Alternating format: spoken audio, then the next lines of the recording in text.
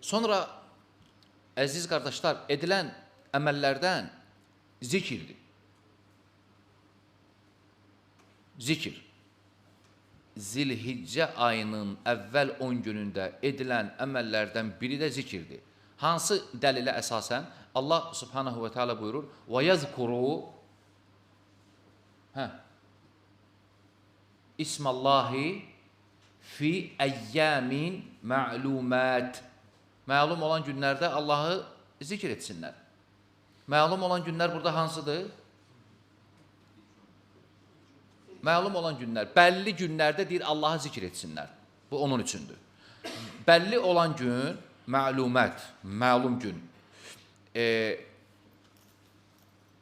Əksər təfsir alimlərinə görə, həmçinin İbn Abbas radiyallahu anhumə sahabə deyir ki, Zilhiccə ayının əvvəl 10 günüdür. Ona görə bu günlərdə Zilhiccə daxil olandan sonra 1-i, 2-si, 3-ü, əvvəl 10 günü Allahı çoxlu zikr etməyə lazımdır. Xüsusən də təhlil, təhmid və təkbir. Təhlil nədir? La ilahə illallah zikri. Təhmid nədir?